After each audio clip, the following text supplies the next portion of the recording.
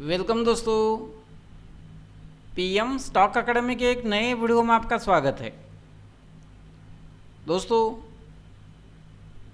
PM stock academy के परिवार की तरफ से आप सभी को दिवाली की ढेर सारी शुभकामनाएं। दिवाली अभी स्टार्ट हो चुकी है और स्टॉक मार्केट में काम करने वाले लोगों के लिए एक इम्पॉर्टेंट सेशन होता है जिसे हम मुहूर्त ट्रेडिंग के नाम से जानते हैं। और इस बार 1 नवंबर को मुहूर्त ट्रेडिंग का सेशन रखा गया है। तो स्टॉक मार्केट में काम करने वाले लोग दिवाली के मौके पर इन्वेस्ट करते हैं। उसी तरह मैं भी इस दिवाली पर इन्वेस्ट करने जा रहा हूं और मैंने 10 स्टॉक्स सेलेक्ट किए हैं जो अभी मैंने वॉच लिस्ट में ऐड करके रखे हैं। तो ये स्टॉक्स मुझे अच्छे लगते हैं, अच्छे लेवल पर और अच्छे डिस्काउंट पर मिल रहे हैं। इसलिए इन स्टॉक्स में मैं फर्स्ट इंस्टॉलमेंट ऐड करने जा रहा हूं। दिवाली के मौके पर इन स्टॉक्स में इन्वेस्ट करने जा रहा हूं।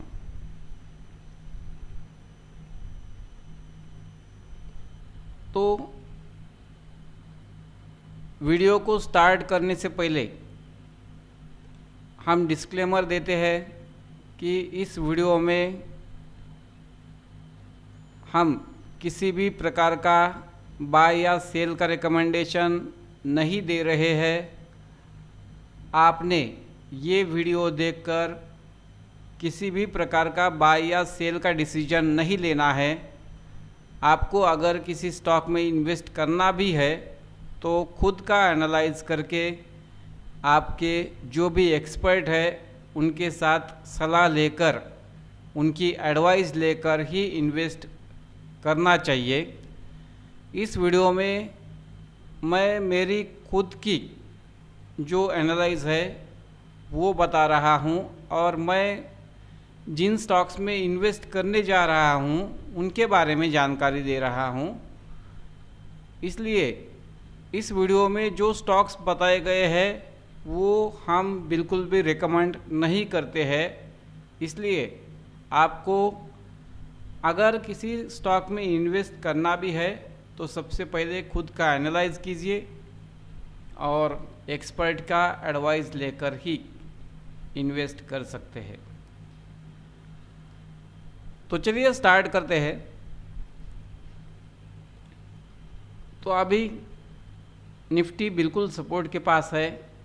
मैंने कल के ट्रेडिंग सेशन में यानी कल एक वीडियो पोस्ट किया था, उसमें कहा था कि निफ्टी अभी सपोर्ट के पास है, सपोर्ट के पास से बाउंस बैक भी कर रहा है, लेकिन यहाँ से तेज़ी आएगी इसकी कुछ गारंटी नहीं है, क्योंकि यहाँ पे कुछ दिन मार्केट कंसोलिडेशन कर सकता है।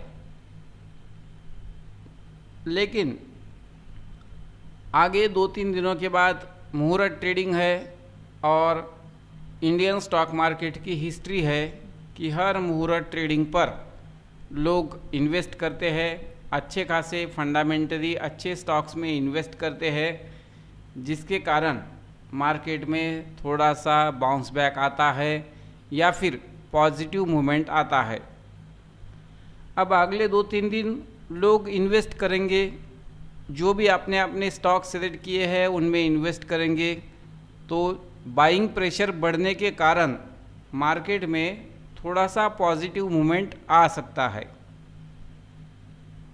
और मुहूर्त ट्रेडिंग के दिन मार्केट में बड़ा गैप अप ओपनिंग दिखा सकता है, क्योंकि इसके पहले आप अगर मुहूर्त ट्रेडिंग के सेशन का डेटा निकाल के देखते हैं तो हर साल इंडियन स्टॉक मार्केट में मुहूर्त ट्रेडिंग के दिन गैप अप के साथ ओपनिंग दिखाई है। तो इस बार भी शायद गैप अप के साथ ओपनिंग हो सकती है, लेकिन हमें ट्रेडिंग नहीं करनी है, हमें इन्वेस्ट करना है। और इन्वेस्ट करने के लिए अगले 2 दिन इम्पॉर्टेंट है। मुहूर्त ट्रेडिंग के दिन तो एक प्रोसीजर बोल के हम इन्वेस्ट करेंगे ही, लेकिन मेरी स्ट्रैटेजी थोड़ी सी अलग है, क्योंकि यहाँ पे अगर आप कैलेंडर देखेंगे तो 1 नवंबर को मुहूर्त ट्रेडिंग का सेशन है और हमें इन्वेस्ट करने के लिए 2 दिन है, 30 अक्टूबर और 31 अक्टूबर। अगर 30 अक्टूबर और 31 अक्टूबर ये 2 ट्रेडिंग सेशन में अगर हम फंडामेंटली अच्छे स्टॉक्स में या फिर हमने जो भी सेलेक्ट किए हैं स्टॉक्स उनमें अगर इन्वेस्ट करते हैं तो मुहूर्त ट्रेडिंग के दिन जो प्राइस बढ़ चुकी है उसका फ़ायदा हमें हो सकता है। क्योंकि अगर एक एग्ज़ाम्पल भी लेते हैं, एक ABC स्टॉक का अगर प्राइस 100 रुपये है और मुहूर्त ट्रेडिंग के दिन अगर 100 रुपये वाला स्टॉक 105, 110 पर ओपन होता है तो हमें 110 प्राइस पर इन्वेस्ट करने के बजाय अगर पहले हम इन्वेस्ट करते हैं तो 100 रुपये ही हमें मिल रहे हैं, यानी 100 रुपये की प्राइस ही मिल रही है। तो इस तरह अगर इन्वेस्ट करेंगे तो आपके पोर्टफोलियो में स्टॉक्स अच्छे प्राइस पर ऐड हो सकते हैं। तो ये तो हो गई इन्वेस्टिंग की बात। आपने एक खुद की स्ट्रैटेजी बनानी चाहिए। मैं यहाँ पे सिर्फ मेरी स्ट्रैटेजी बता रहा हूँ। तो कल और परसों 30 और 31 अक्टूबर पर मैं जो भी पॉसिबल होगा उस क्वांटिटी के साथ मैंने सेलेक्ट किए हुए स्टॉक्स में इन्वेस्ट करूँगा और मुहूर्त ट्रेडिंग के दिन भी इन स्टॉक्स में छोटी छोटी क्वांटिटी ऐड करूँगा, क्योंकि मुहूर्त ट्रेडिंग के दिन इन्वेस्ट करना शुभ माना जाता है। तो उसके पहले भी इन्वेस्ट करेंगे और उस दिन भी इन्वेस्ट करेंगे। तो मैंने 10 स्टॉक्स सेलेक्ट किए हैं, मेरा खुद का एनालाइज किया है, खुद की स्टडी की है, चार्ट देखे हैं, लेवल्स निकाले हैं और उन लेवल्स के बेस पर मैं इन्वेस्ट करने जा रहा हूँ। आपको भी किसी स्टॉक में अगर इन्वेस्ट करना है तो खुद पहले चार्ट रीड करना पड़ेगा, लेवल्स निकालने पड़ेंगे और उसका फंडामेंटल भी देखना ज़रूरी है। तो मैंने जो स्टॉक सेलेक्ट किए हैं उनमें से पहला स्टॉक है SBI।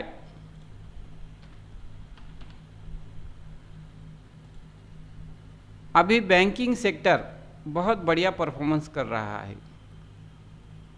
आप देख सकते हैं एक्सिस बैंक, ICICI बैंक के रिज़ल्ट भी बहुत बढ़िया आए और उनमें पॉजिटिव मूवमेंट है। HDFC बैंक ने भी अच्छा मूवमेंट दिखाया है और SBI ने पिछले कुछ दिनों से गिरावट दिखाई थी, कंसोलिडेशन किया था, लेकिन अब स्टॉक बिल्कुल सपोर्ट के पास है।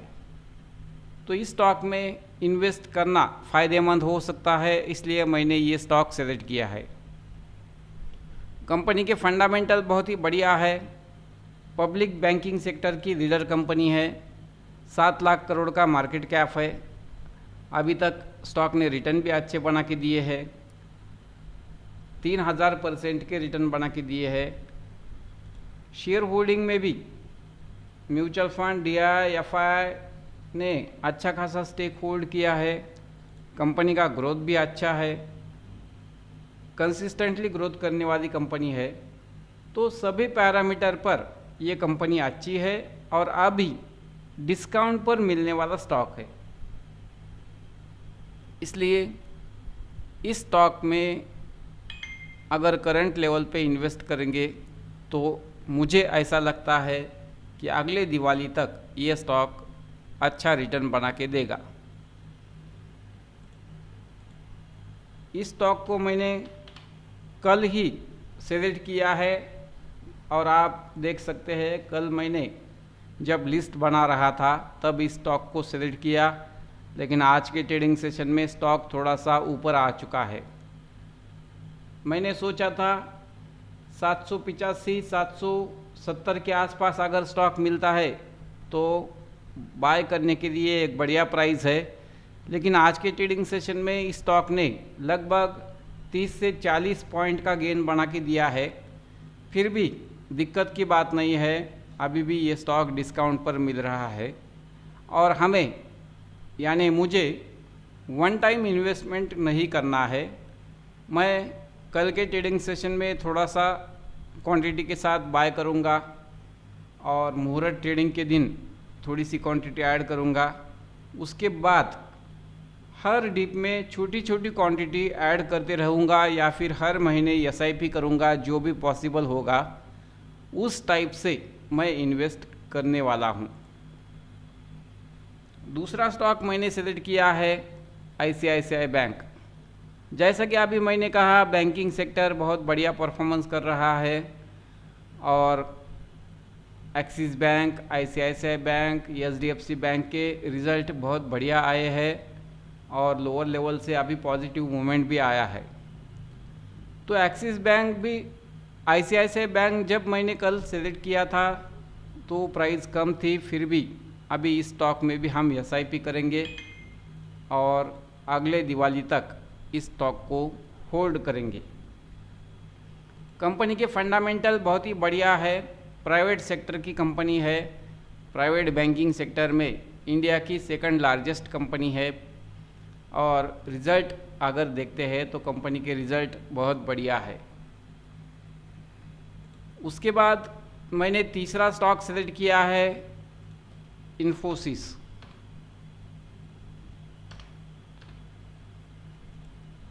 इन्फोसिस IT सेक्टर का स्टॉक। अभी IT सेक्टर भी बहुत ही बढ़िया परफॉर्मेंस कर रहा है।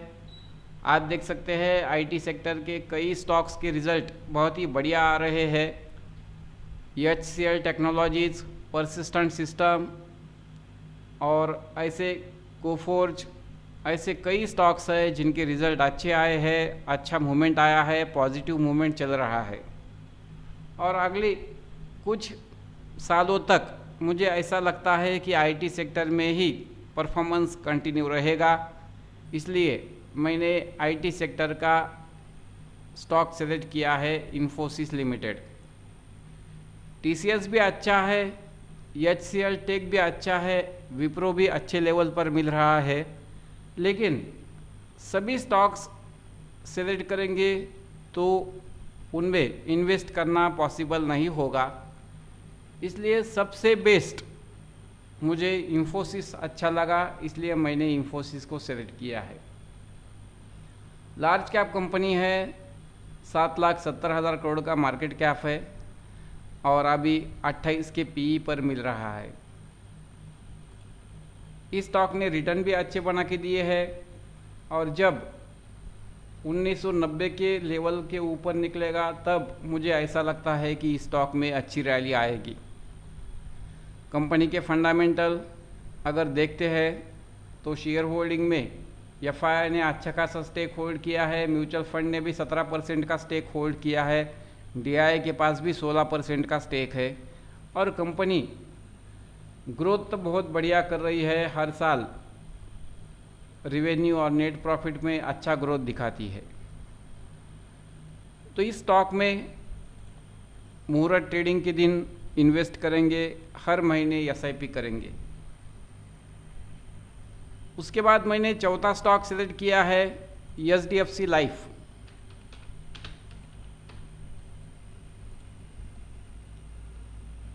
अभी लाइफ इंश्योरेंस सेक्टर में भी लोअर लेवल से अच्छा परफॉर्मेंस आ रहा है।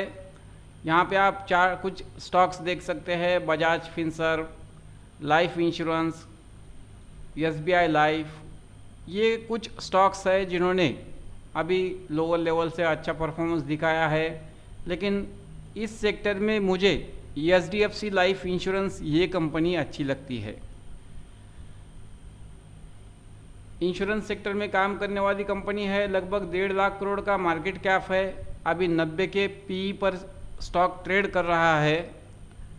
थोड़ा सा महंगा स्टॉक है। अगर पीई की बात करें तो हम वन टाइम इन्वेस्टमेंट नहीं करेंगे, हमें छोटी छोटी क्वांटिटी के साथ ही इन्वेस्ट करना है। रिटर्न अच्छे बना के दिए हैं, लेकिन जब यह स्टॉक 775 को ब्रेक करके ऊपर निकलेगा तभी अच्छा मूवमेंट आ सकता है। इसलिए इस स्टॉक को मैं छोटी छोटी क्वांटिटी के साथ एक्यूमुलेट करूँगा। शेयर होल्डिंग की बात करें तो एफआईआई ने 25% और डीआईआई ने 2.5% का स्टेक होल्ड किया है। म्यूचुअल फंड के पास भी 10% का स्टेक है। उसके बाद मैंने 5वां स्टॉक सेलेक्ट किया है लुपिन। फार्मा सेक्टर की कंपनी है। लगभग 1 लाख करोड़ का मार्केट कैप है। अभी लगभग 40-45 के पी पर मिलने वाला स्टॉक है। होल्डिंग की बात करें तो एफआईआई और म्यूचुअल फंड अभी इस स्टॉक में लगातार इन्वेस्ट कर रहे हैं और कंपनी का ग्रोथ भी बढ़िया है। तो फार्मा सेक्टर में मुझे 2-3 स्टॉक अच्छे लगते हैं। सन फार्मा, सिप्ला, उसी के बाद मैनकाइंड, ये कुछ स्टॉक्स है जो मुझे एवरग्रीन लगते हैं।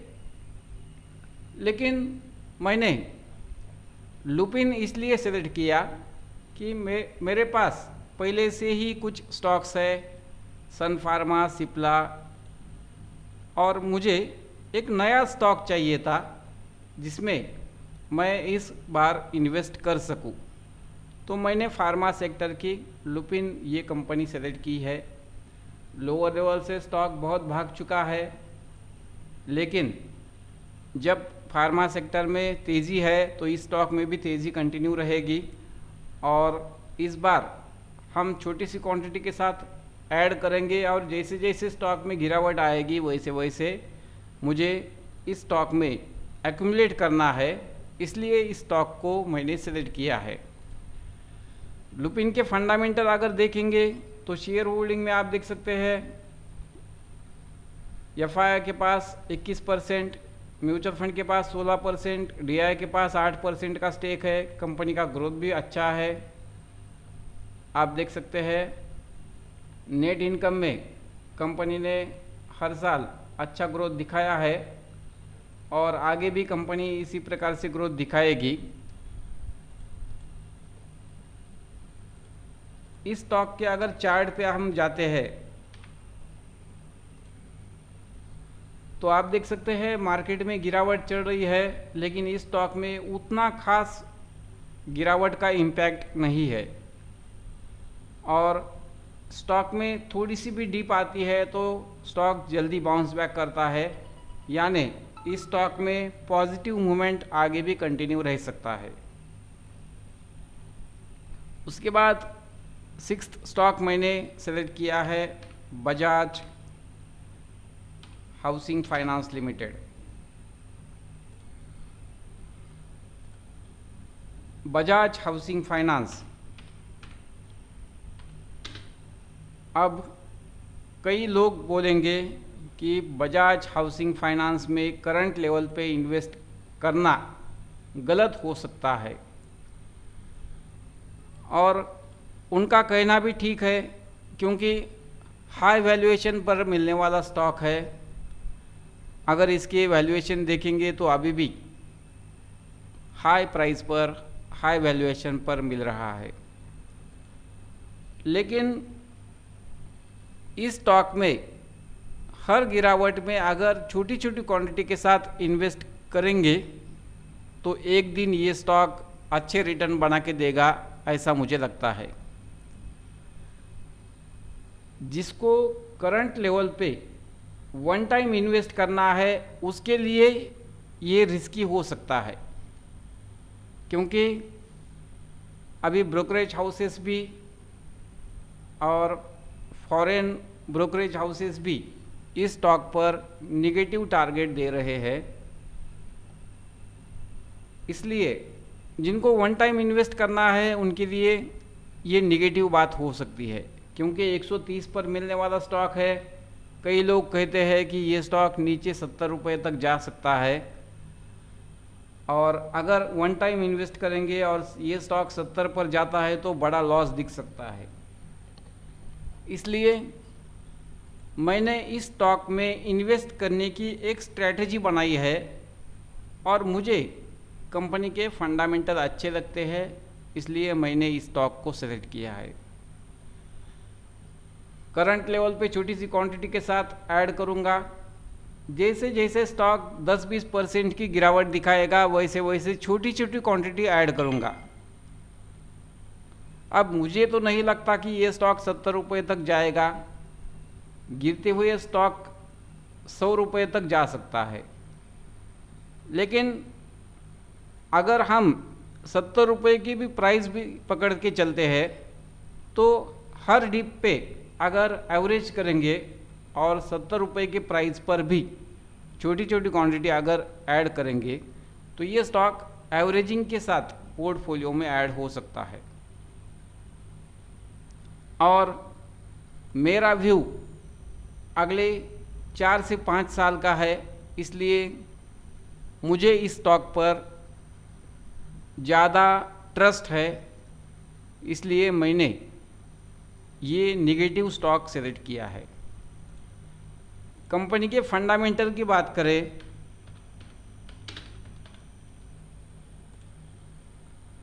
तो लार्ज कैप कंपनी है, बजाज ग्रुप की कंपनी है। हाउसिंग फाइनेंस में अभी कंपनी का कामकाज चलता है। लिस्टिंग पर बहुत बढ़िया रिटर्न बना के देने वाला स्टॉक है, इसलिए हायर लेवल से स्टॉक ने गिरावट दिखाई है।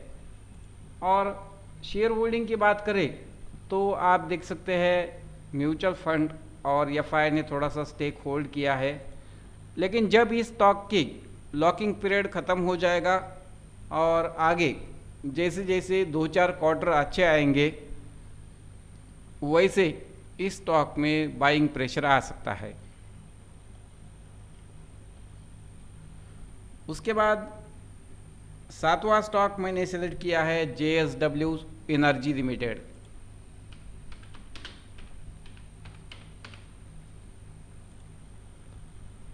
पावर सेक्टर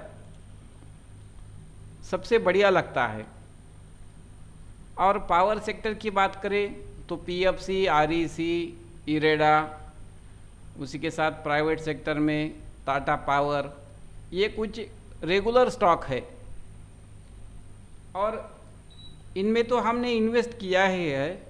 नया स्टॉक अगर हम सर्च करेंगे तो JSW एनर्जी लिमिटेड एक बढ़िया स्टॉक हो सकता है, ऐसा मुझे लगता है।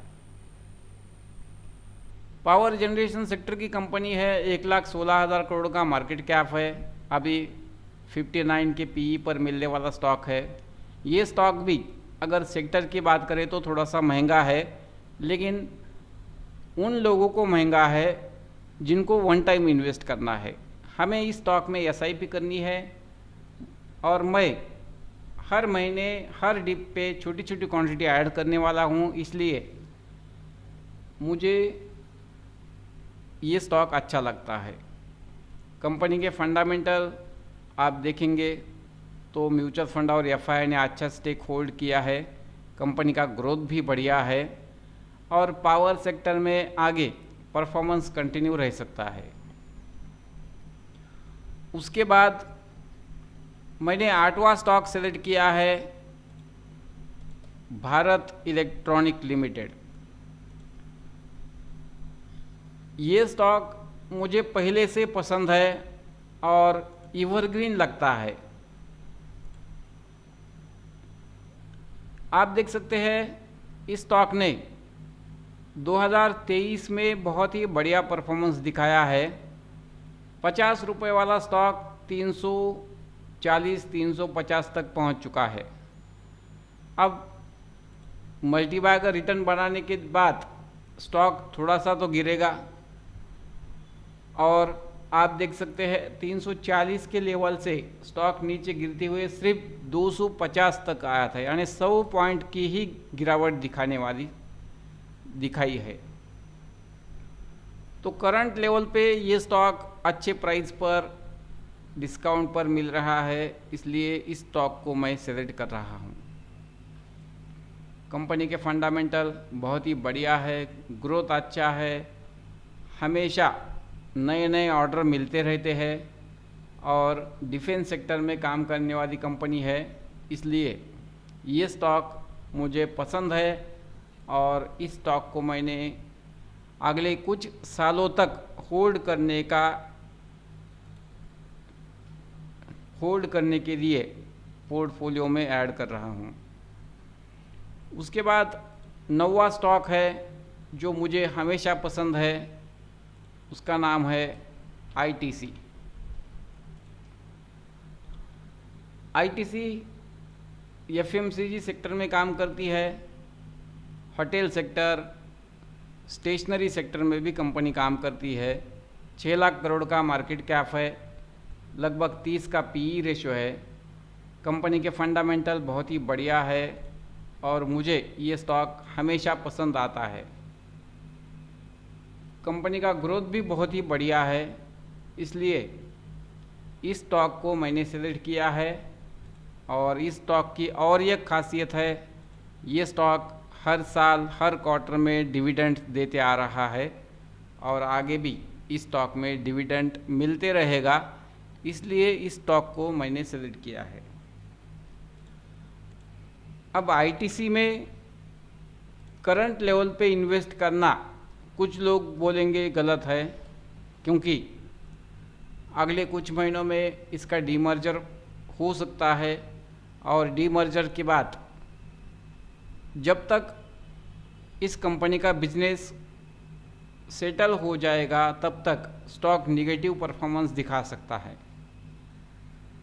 लेकिन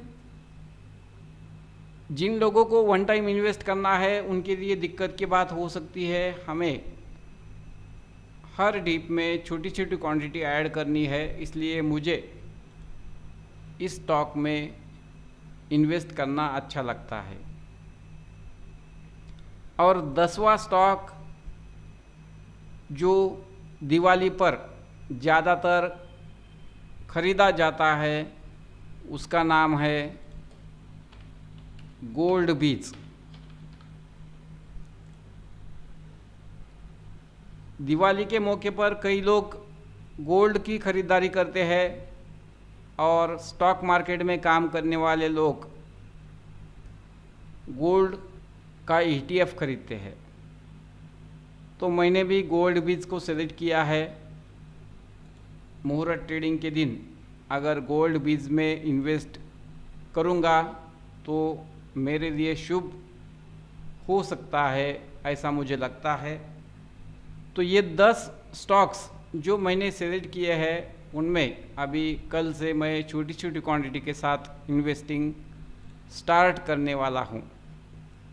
आपको अगर इन्वेस्ट करना है तो खुद का एनालाइज करना पड़ेगा, एक्सपर्ट की सलाह लेनी पड़ेगी, तभी आपको इन्वेस्ट करने में मज़ा आएगा।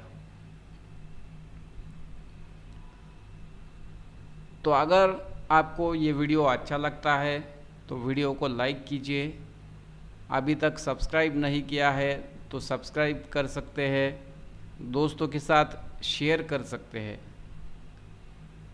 तो चलिए मिलते हैं अगले वीडियो में।